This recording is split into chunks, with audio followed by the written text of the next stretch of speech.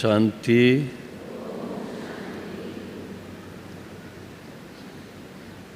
सभी बहनों को, माताओं को वंदे मातरम।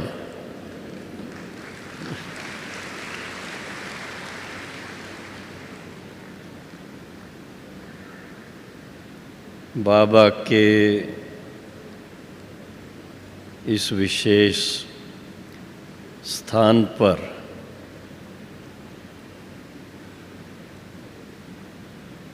सारे भारत से, चारों तरफ से खास माताएं बहनें आकर के शांतिवन की शोभा बढ़ा रही हैं।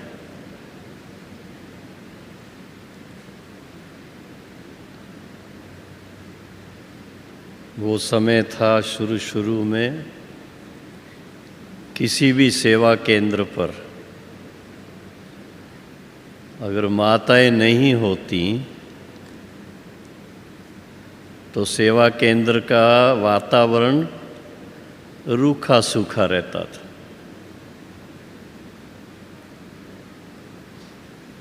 बाबा के अवतरण के बाद सबसे पहले कौन बाबा के पास समर्पित होने के लिए तैयार हुए मालूम है आपको? याद है? कहानियाँ याद होंगी ना। यज्ञ की कहानी में शुरू में माताओं का पार्ट ही ज़्यादा था, भाई थोड़े थे। सभी जानते हैं उसमें कुमारियाँ भी थीं और माताएं भी थीं।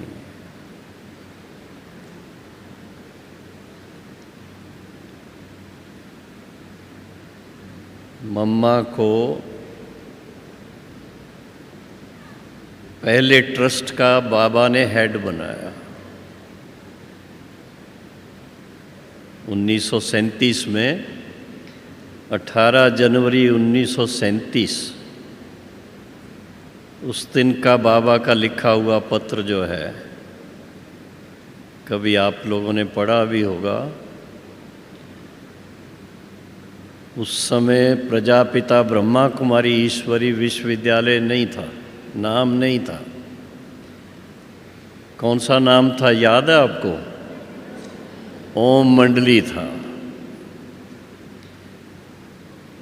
तो बाबा ने पत्र लिखा था, मैं ओम मंडली माता के चरणों में अपना तन मन धन सब समर्पित करता। और बाबा के सिग्नेचर क्या होते थे? ओम लिखते थे, ओम।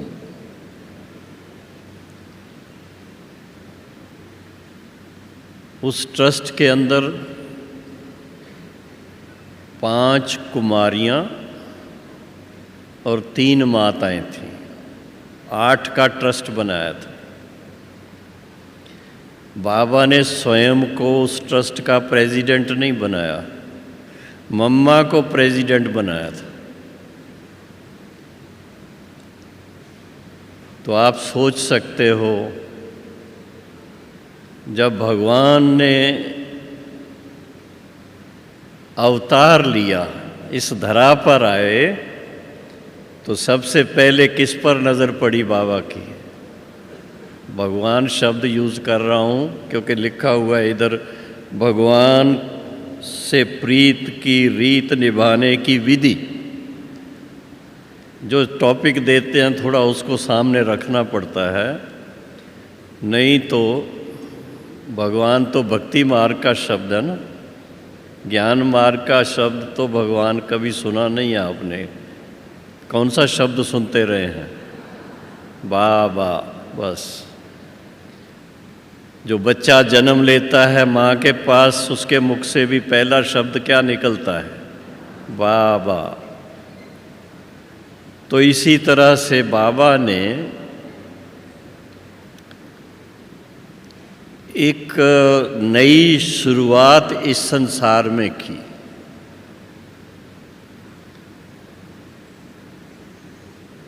तब तक जितने भी धर्म स्थापक आए थे सब पिताएं थे।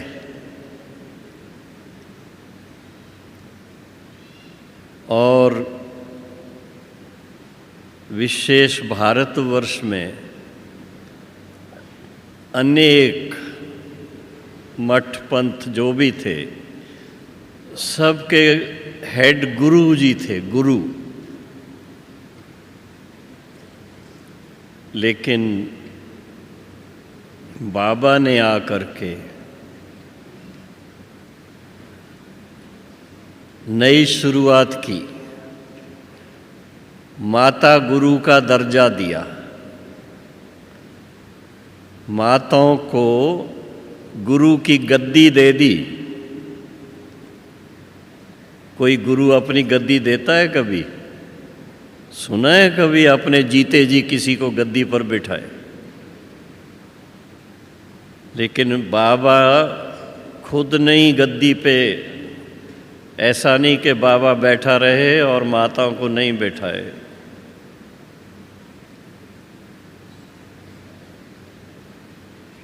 तो सबसे पहले तो माताओं बहनों को इस बात का बड़ा फ़ख्र होना चाहिए, नशा होना चाहिए कि बाबा ने हम माताओं को आकर के इतना ऊंच उठाया, इतना मान दिया है।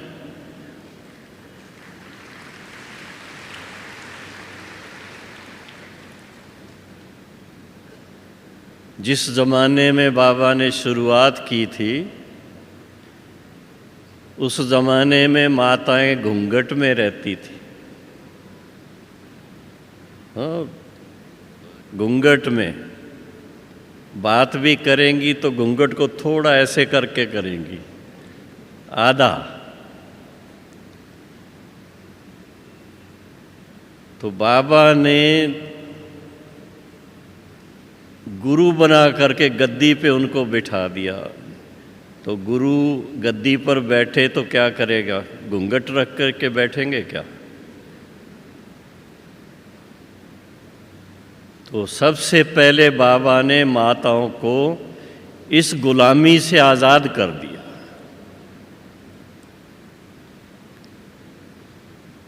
उस प्रथा को ही ख़त्म कर दिया।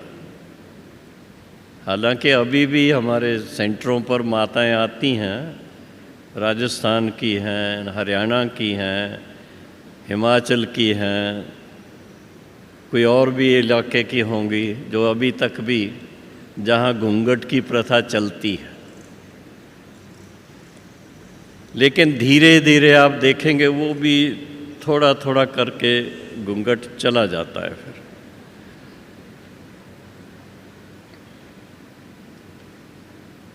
तो बाबा का आना माताओं को कितने बंधनों से मुक्त किया? सोचते हैं आप कितने बंधनों से मुक्त किया?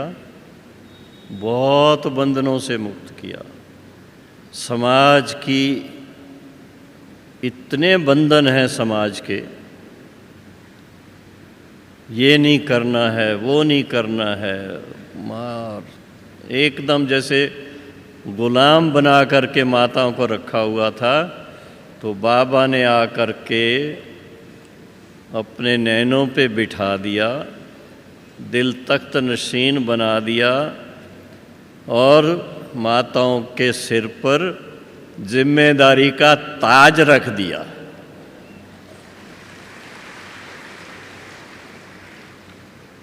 कौन सी जिम्मेदारी?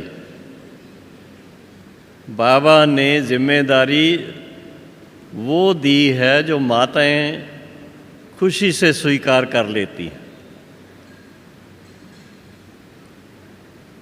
कि फिर से भारत को स्वर्ग बनाना है, फिर से भारत को श्री कृष्णपुरी बनाना है, फिर से भारत को धन धान्य संपन्न बनाना है, फिर से भारत को ऐसा संपन्न बनाना है, श्रेष्ठ बनाना है, स्वस्थ बनाना है कि सारे विश्व के अंदर भारत नंबर 1 हो जाए। ऐसी जिम्मेदारी माताओं बहनों को दी हुई है। लेकिन उसके लिए बाबा ने क्या किया? माताओं को सशक्त बनाया, शक्ति बना दिया। सुनते हैं आप कई बार, एक गीत भी बहुत अच्छा बना हुआ था कि बाबा ने आके माता को शक्ति रूपा बना दिया। एक चित्र है, आपने देखा होगा, कल्प वृक्ष के चित्र के साथ में एक माला का चित्र है, देखा है आपने? उस माला के चित्र में बीच में किसको दिखाया हुआ है? मम्मा को दिखाया है, शक्तियों को दिखाया है, थोड़े से पांडव भी पीछे खड़े हैं। तो शिव शक्ति पांडव सेना, बाबा ने आकर के शिव शक्ति पांडव सेना जो बनाई, तो उसका हेड किसको बनाया? किसको बनाया? मातेश्वरी सरस्वती को। सोचने की बात है कि जबकि कोई पहले ट्रेनिंग नहीं दी है, कुछ नहीं किया है, नहीं तो किसी भी सेना का कोई बड़ा कमांडर बनता है, कुछ होता है तो उसकी तो बहुत ट्रेनिंग होती है, बहुत टाइम लगता है उसको बनने में। और यहाँ शुरुआत ही उससे होती है। तो बाबा ने मम्मा में क्या देखा ऐसा?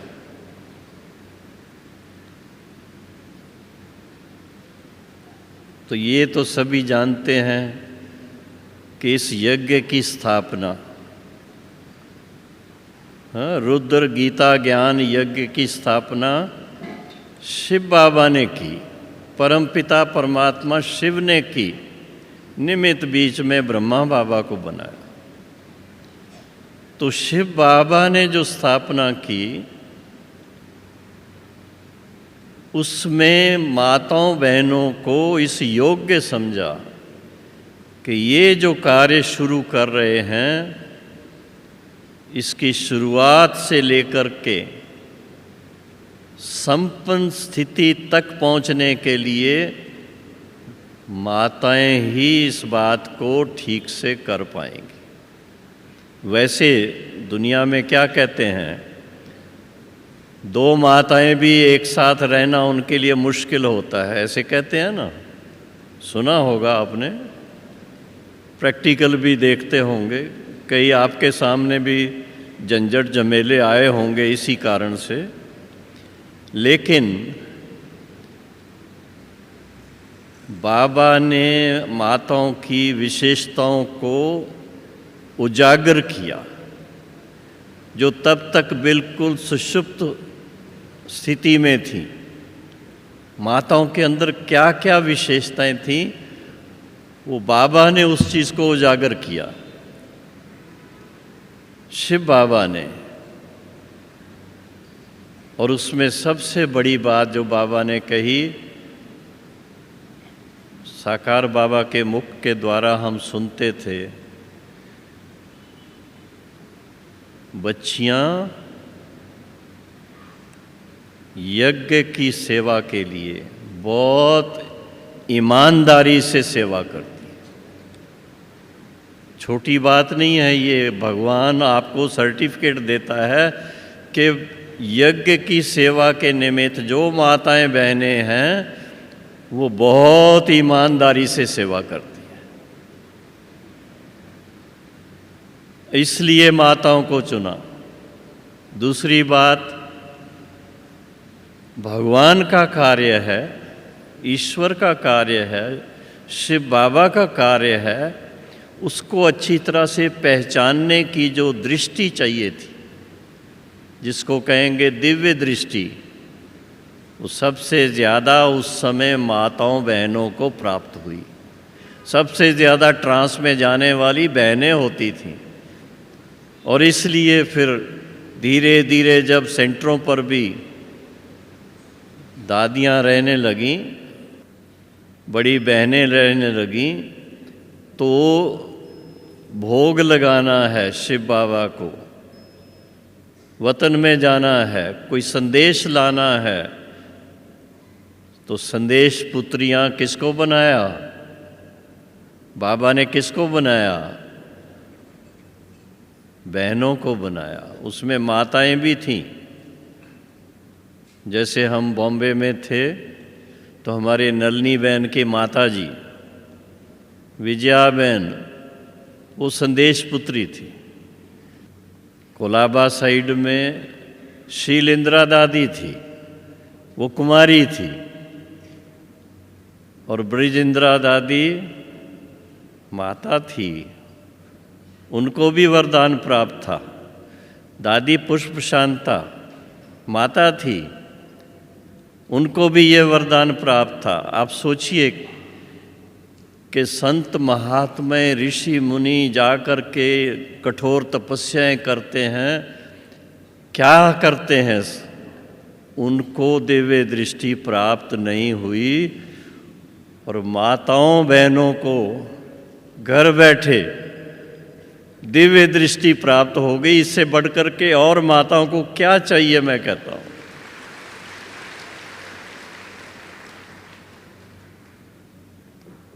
क्या मज़ा आता था जब जन्माष्टमी होगी,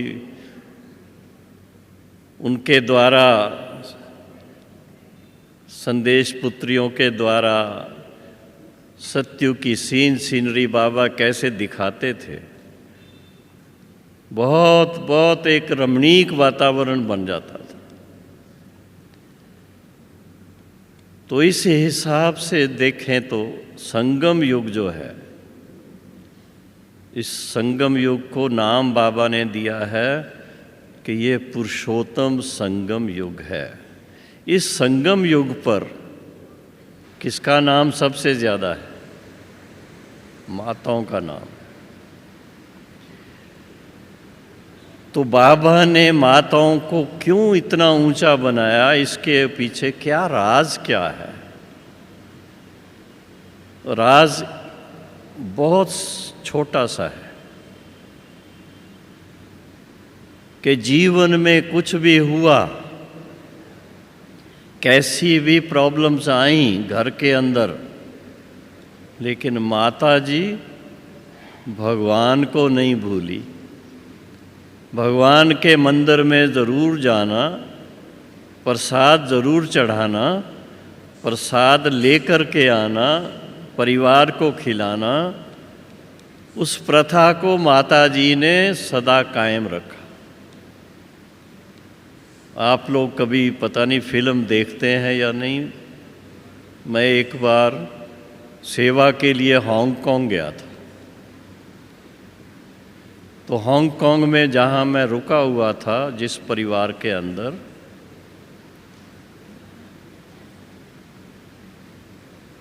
सिंधी परिवार, तो उस परिवार में बड़े आराम से हम लोग रहते रहे। सवेरे योग करते थे, सेवा के बहुत सारे प्लान्स थे। एक हफ्ता सेवा करके लास्ट में एक दिन हमारी वहाँ जो बहन थी, प्रभा बहन नाम है उनका, लच्छू दादा और प्रभा बहन, प्रभा बहन ने कहा कि आज आप रिलैक्स करो। तो मैंने कहा मैं तो रिलैक्स्ड ही रहता हूँ, सदा आराम से रहता हूँ। कहती नहीं, आज आपको एक फिल्म दिखाएंगे। और फिल्म दिखाई, देखी फिल्म हमने। उस फिल्म के अंदर, शॉर्ट में बता रहा हूँ, फिल्म के अंदर इतना ही था कि भाई जुआ खेल करके पैसा कमाना चाहता था और माता जी थोड़ा थोड़ा बचा करके पैसा मंदिर में, एक छोटा मंदिर घर में था, उसमें थोड़ा सा चढ़ाती थी। और वो मंदिर के लिए पैसा जो होता था वो किसी और काम में नहीं आएगा। लेकिन उस भाई ने एक दिन माता जी को कहा, आप मुझे ये पैसे दे दो, मैं इसका 100 गुना करके आपको दे दूँ। और उसको सट्टे में पैसे बहुत मिल गए। बहुत पैसे मिलते हैं तो क्या होता है, फिर बड़ा बंगला ले लिया, बड़ी गाड़ियाँ हो गईं, बच्चों को पढ़ाने में भी बड़ा अच्छी तरह से अच्छे अच्छे कॉलेज में पढ़ाया।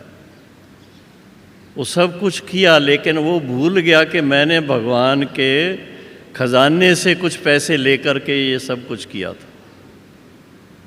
तो वो पैसे वापस नहीं दिए माता जी को। फिर स्टोरी ऐसी है कि फिर बीमार हो गया। बीमार हो गया तो फिर उसको भगवान आकर के सुनाते हैं, देखो ये दवाइयाँ जो हैं, तो ये दवाइयाँ तुम्हारे एक एक, जो भगवान के पैसे तुमने एक एक बार चोरी किए हैं या लिए हैं, वापस नहीं किए हैं, उसकी रिज़ल्ट है। क्योंकि उसके पैसों से जो उसने कमाए थे जुए से, उससे बच्चों को भी संस्कार नहीं मिले और खुद भी बीमार हो गया, क्योंकि लाइफ ऐसी जीने लग गया। और अंत में फिर माता को कहा, भगवान को मेरी तरफ से भोग लगाओ तो मेरी यह बीमारी छूट जाए। तो इस तरह से उसकी बीमारी तो छूटी, भोग लगाया तो बीमारी छूट भी गई, सच्ची बात है ये। लेकिन इस हिसाब से आप सोचिए कितनी डिफ़िकल्टीज माताओं के सामने आती हैं, लेकिन भगवान के साथ बड़ी प्रीत सदा रखती हैं, कभी भूलती नहीं हैं। इसलिए बाबा उसका रिटर्न आकर के देता है माताओं। मुझे याद है साकार बाबा के द्वारा बॉम्बे के अंदर शील इंदिरा दादी सुनाती थी बाबा को कि बाबा वो एक गोपिका है। माताओं को शब्द कितने अच्छे यूज़ करते थे, गोपिका है। बाबा आपको बहुत याद करती है, उसकी तबीयत ख़राब है, वो आपके पास आ नहीं सकती, लेकिन आपको याद करती है। तो बाबा को दिल में आया, बच्ची इतना प्यार से याद करती है तो मैं ज़रूर उसको जा कर के मिलूं। और बाबा खास उस माता जी को मिलने के लिए गए, उसके घर पे गए, क्योंकि घर वाले सभी ज्ञान में थे। घर पे गए, माता जी को जाकर के मस्तक पे थोड़ा ऐसे हाथ फिराया कि माता जी आप तो बिल्कुल ठीक हो। बच्ची कहते थे, माता तो नहीं, बाबा कहते थे, बच्ची आप बिल्कुल ठीक हो, एकदम अच्छे हो। और टोली खिलाई। माता जी की तबीयत तब से ठीक हो गई। वो तो ठीक होना ही था, लेकिन भाव ये है कि बाबा को अपने बच्चों से और ख़ासकर माताओं बहनों से, जो बाबा के यज्ञ की रक्षक बनी और यज्ञ को आगे बढ़ाने में जिन्होंने अपना तन मन धन, चाहे छोटी सी रुमाल की गांठ बांध करके उसमें कुछ छुपा करके भी यज्ञ में लगाया, लेकिन उसकी कितनी बाबा को वैल्यू थी। एक माता ने, अभी मैं आपको एक बहुत अच्छी रियल बात सुना रहा हूँ। हमें ज्ञान में आए हुए अभी 8-9 महीना हुआ था। बाबा उस समय बॉम्बे में आए हुए थे, साकार बाबा की बात कह रहा हूँ।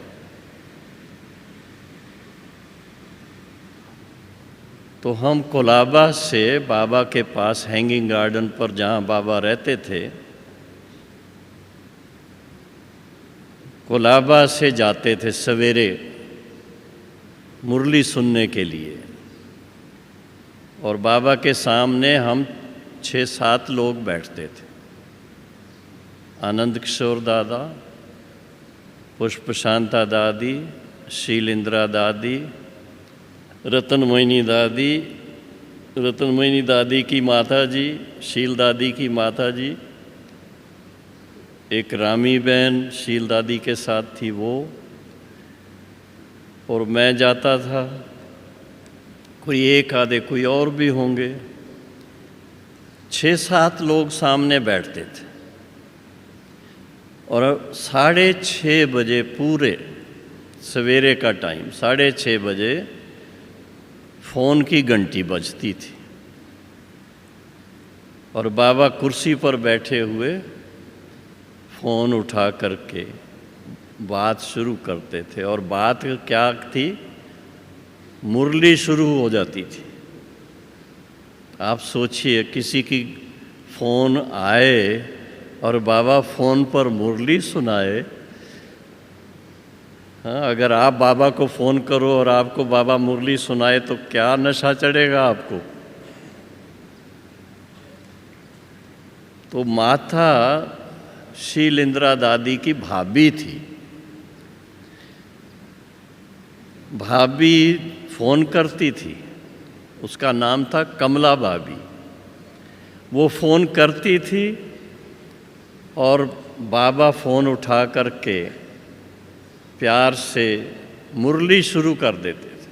मीठे मीठे बच्चे। तो हम तो नोट्स लिखते रहते थे अपनी डायरी में। तो उस समय इतना हमें आइडिया नहीं था कि बाबा किसी का फ़ोन आए और फ़ोन पर सारी मुरली सुनाए। आप सोचो, आधा घंटा के करीब, कभी आधा घंटा से थोड़ा ज़्यादा भी हो जाए, इतना टाइम बाबा मुरली सुना रहे हैं उनको। और मुरली जो चलती थी वो एक के लिए नहीं चलती थी, बाबा के सामने जैसे सारी विश्व की आत्माएं हों, सबको जैसे विश्व को सुना रहे हैं। बाद में पता चला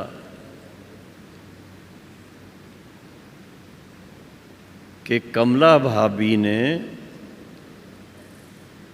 ऐसे टाइम पर, जब यज्ञ का बैगरी पार्ट था, माउंट आबू की बात है, और ईशु दादी से बाबा ने पूछा, बच्ची भंडारी में कितना है? बोला 8 आना बाकी है बाबा। रोज़ का रोज़ रसद खरीदनी होती थी। तो कहा बाबा सिर्फ 8 आने हैं। कहा अच्छा बच्ची, कोई बात नहीं। 11 साढ़े 11 बजे विश्वरतन दादा पोस्ट लेकर के आते थे। और पोस्ट में उन दिनों में आप सोचिए कितनी सस्ताई के दिन थे। 1000 रुपया मनी ऑर्डर से आया।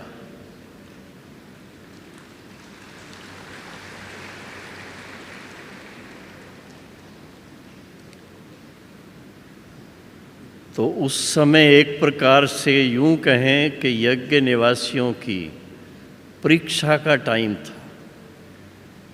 जिसको कहें कि रात को कुछ खाया पिया है तो नाश्ता करने के लिए बाबा सबको घूमने के लिए ले जाते थे। और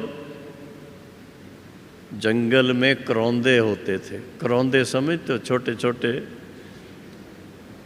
वो खा कर के नाश्ता होता था इनका। तो जब यज्ञ की ऐसी स्थिति थी, ऐसे टाइम पर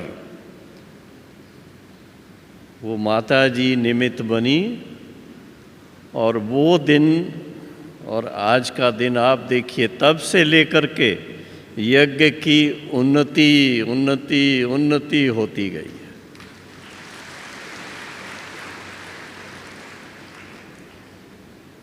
उसके बाद कितने सेंटर खुले, धीरे धीरे खुलते गए, और मधुबन में भी मकान बनने शुरू हो गए। भाई बहनें आकर के रिफ़्रेश होने लगे, और मकान चाहिए और मकान चाहिए थे। तो इस तरह से, क्योंकि शुरू में ही बाबा ने इस चीज़ का अनुभव करवा दिया था कि ये यज्ञ सर्वशक्तिवान बाप का यज्ञ है। ओम मंडली के अगेंस्ट जो लोग थे हैदराबाद सिंध में, तो वो तो बहुत कोशिश किए थे कि ये यज्ञ ना चले, लेकिन बाबा को इतना निश्चय था कि मेरा कार्य नहीं है, ये साकार का कार्य नहीं है, ये उस सर्वशक्तिवान का निराकार का कार्य है, और ये कभी रुकने वाला नहीं है।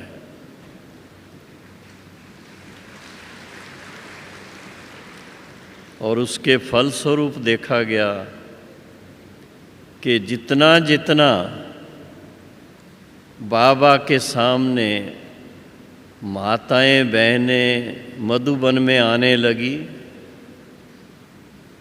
चाहे कोई गांव से आई, चाहे कोई शहर से आई, चाहे कोई बड़े घर से आई, चाहे कोई छोटे घर से आई, बाबा ने सभी को एक नज़र से,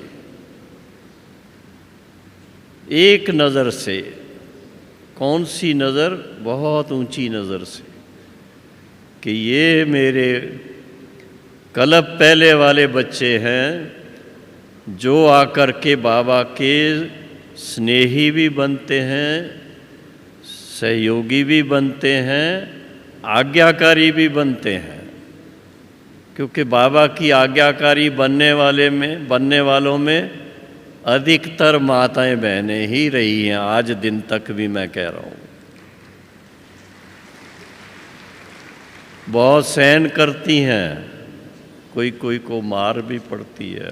अच्छा तो नहीं लगता कहना कि भाई हमारी बहनों को मार पड़े, लेकिन मुझे पता है मार भी खा लेती हैं, लेकिन बाबा की इज्जत रखती हैं कि बाबा को जो मैंने वचन दिया है उसका पालन करूंगी। तो आप सोचिए, जब इतना निश्चय से अगर कोई चलते हैं तो बाबा उनकी रक्षा ज़रूर करता है। और देखा गया यहाँ आते आते कई भाई बहनें मिलते हैं, अपने पतियों को ले आती हैं माताएं, फिर आके परिचय देती हैं कि ये पहले नहीं चलते थे, लेकिन अब ये बाबा के यज्ञ स्नेही बन गए हैं। पहले माता जी को सेंटर पे छोड़ने जाते हैं, फिर धीरे धीरे थोड़ा थोड़ा कान में आवाज़ सुननी शुरू हो जाती है, फिर धीरे धीरे थोड़ा मेडिटेशन में हिस्सा लेना शुरू करते हैं, फिर गुरुवार के दिन भोग लेना शुरू करते हैं, और फिर उसके बाद रेगुलर स्टूडेंट बन जाते हैं। तो ये बाबा की कमाल है। लेकिन बाबा के साथ साथ मैं कहूँगा हमारी माताओं बहनों की कमाल है कि जिन्होंने इतना दिल से त्याग किया है, तपस्या की है और सहन किया है। सहन शक्ति के स्वरूप कौन है? हमारी माताएं बहनें हैं। तो जितना जितना आपने सहन किया है उसका फल क्या मिलेगा? उसका फल मिलेगा कि सतयुग में श्री कृष्ण के साथ आप देखेंगे भाई रास नहीं कर रहे हैं उसके साथ, बहनें ही रास कर रही हैं।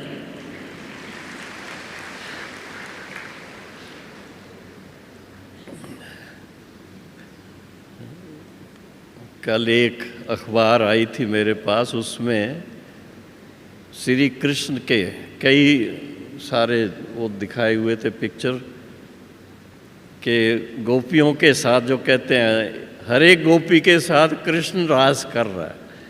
अब सोचिए आप, 8 दिखाते हैं तो बाद में समझ में आता है कि नहीं, 8 गद्दी जो चलती है उसमें Shri Krishna the first, the second, the third, ऐसे करके 8 होंगे। इसलिए वो इस तरह से दिखाते, क्योंकि भक्तों को तो भावना में अभी ये सोच नहीं चलता है कि ऐसे कैसे हो सकता है 8 के साथ एक साथ रास करें, साक्षात्कार होता है ऐसे।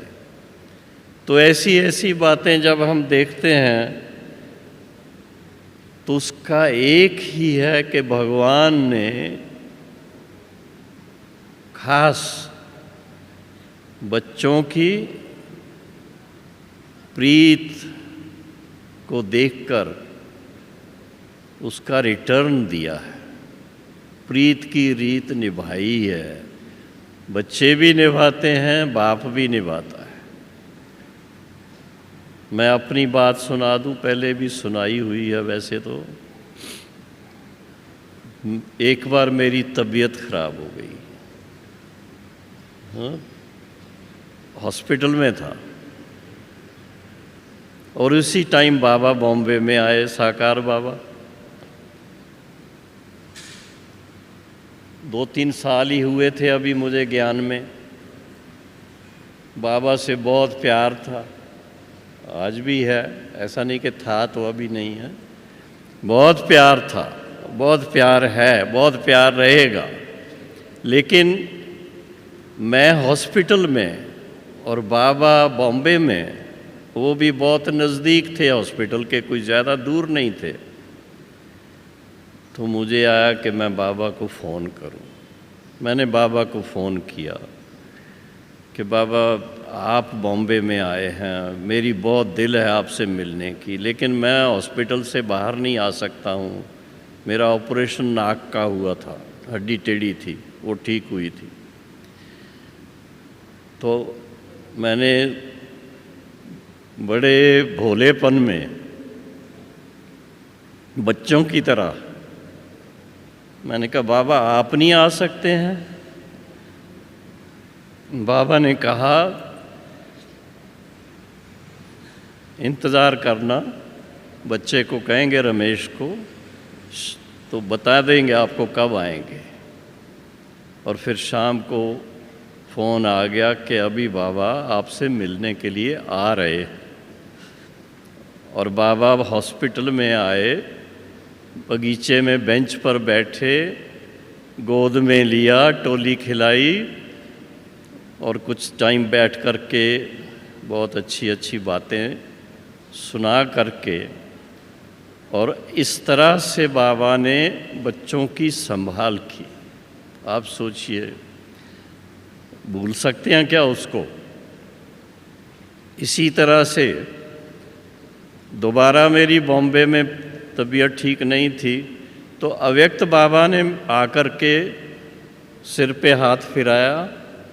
सभी ने देखा था, उस समय देखा था बॉम्बे में जब बाबा आए थे, आके ऐसे हाथ फिराया और कहा अभी बिल्कुल ठीक हो जाएंगे।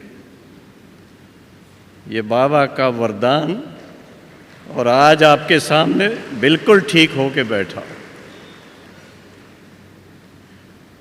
तो ये सब बातें जब सोचते हैं तो आज की जो टॉपिक दी हुई है कि भगवान से प्रीत की रीत निभाने की विधि, तो मैं तो कहता हूँ हमें विधि आए या ना आए, भगवान कैसे प्रीत की रीत निभाता है उसको ही अगर हम देखें और उसी को फॉलो कर लें तो भी प्रीत की रीत निभा सकते हैं।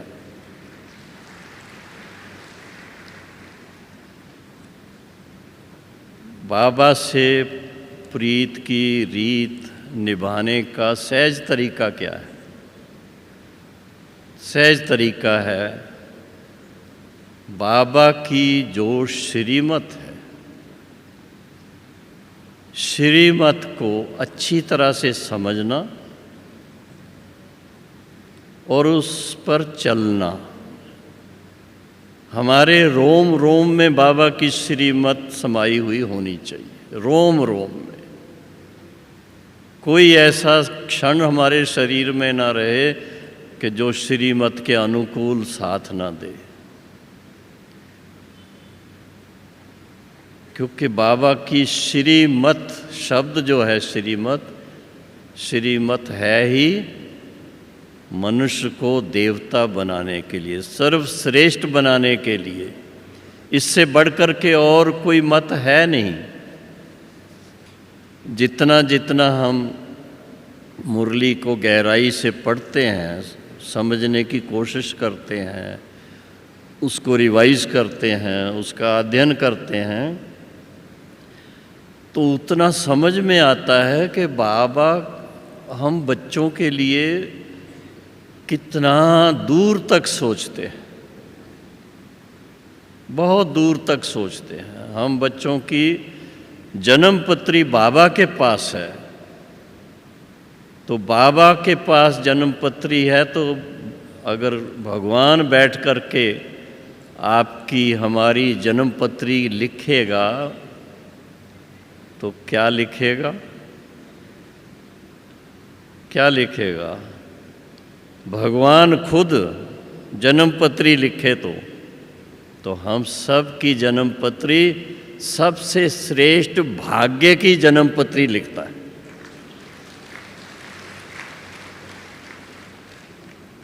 माताओं को संगम युग पर शक्ति रूपा बना दिया और भविष्य में क्या बनेगी?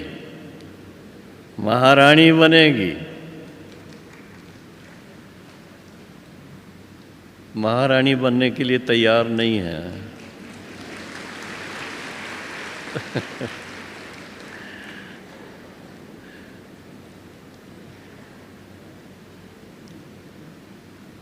आपको तो बहुत नशा होना चाहिए बहनों। सतयुग से लेकर के किसका नाम पहले आता है? श्री लक्ष्मी, श्री नारायण। पहले श्री राधे, श्री कृष्ण, फिर श्री लक्ष्मी, श्री नारायण। आज की मुरली अनुसार 2 कला कम होती है, तो भी ये त्रेता में भी पहले माता जी का नाम है श्री सीता, फिर श्री राम का नाम है। तो आप सोचिए, माताओं का रुतबा इतना बढ़ाने वाले बाप को माताओं से कितना प्यार है, कितना प्यार है, कितना प्यार है।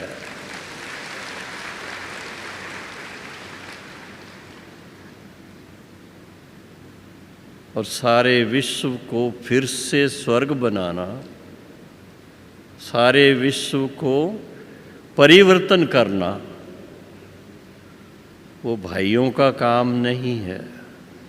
भाई सहयोगी हैं, लेकिन माताओं बहनों के द्वारा ही इस विश्व का परिवर्तन होना है। तो उसके लिए, अपने भाग्य के लिए बहुत अपने आप को बधाई देना कि वारे में अभी आप जानती हो, इस वर्ष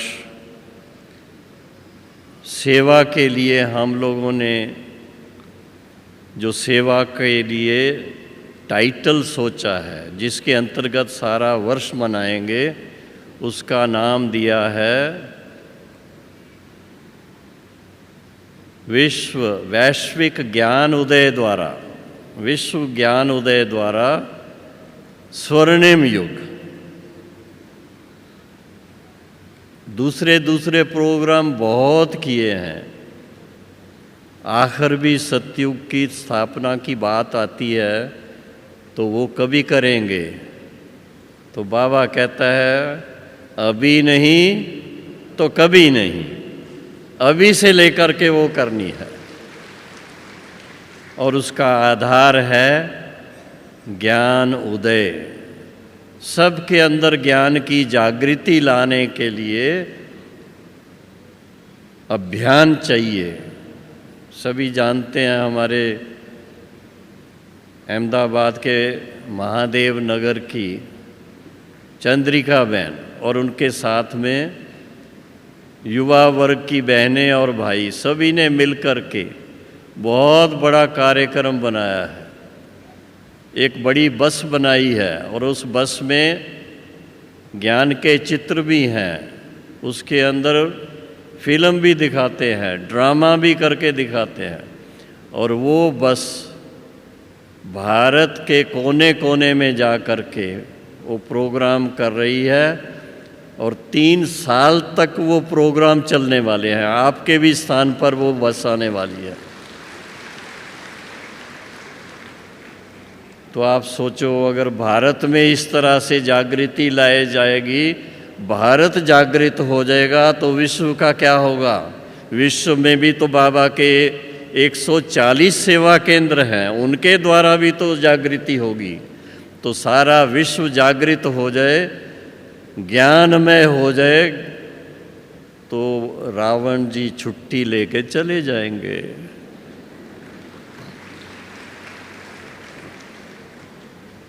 कई बार भाई बहनें ड्रामा करते हैं ना, तो माया को दिखाते हैं, रावण को दिखाते हैं, अब मेरा तो कोई, मेरी ताकत ही नहीं हो चलती है, मेरा भी जो कुछ पहले मेरा हाल था अच्छा, अब बेहाल हो गया है।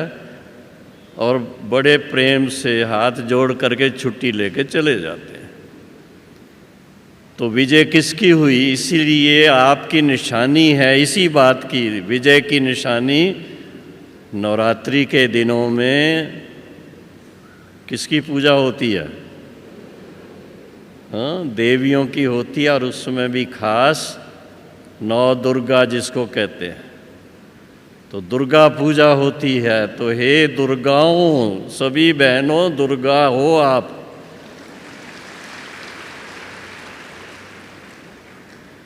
बड़ी खुशी की बात है, आप दुर्गा भी हो, आप लक्ष्मी भी हो, दोनों हो। लक्ष्मी बनने में तो और मज़ा है, ज़रा हाथ अच्छी तरह से बजाओ। क्योंकि जब तक दुर्गा है तब तक थोड़ा पुरुषार्थ भी करना है, थोड़ा ज्ञान उदय भी करना है, सेवा भी करनी है हर तरह से। लेकिन श्री लक्ष्मी बन गए तो फिर क्या करना है? राज करना है और कुछ नहीं करना है। राज करना है और रास करनी है। तो सभी श्री लक्ष्मी बनने वाली बहनों माताओं को बहुत बहुत बहुत मुबारक है, मुबारक है, मुबारक है। भगवान की प्रीत की रीत निभाने का यही तरीका है कि नारी को शक्ति बना दिया और शक्ति के रूप में उनको दुर्गा बना दिया और फिर उसके बाद उनको श्री लक्ष्मी बना दिया। ये है भगवान के प्यार की रीत। ओम शांति। सबके चेहरे खिले हुए हैं, हंस रहे हैं, मौज में हैं। तो फिर बहुत खुशी खुशी बाबा के साथ मन लगाना और बाबा को दिल ही दिल से थैंक्स देना कि बाबा आपने हमें क्या से क्या बना दिया है और क्या देने वाले हैं। यूँ तो कहें कि वो मिला हुआ ही है, देने वाले हैं नहीं, लेकिन हम आपके वारस बन गए हैं, वारस बने हुए हैं और सदा वारस बनेंगे, कल्प कल्प के वारस बनेंगे।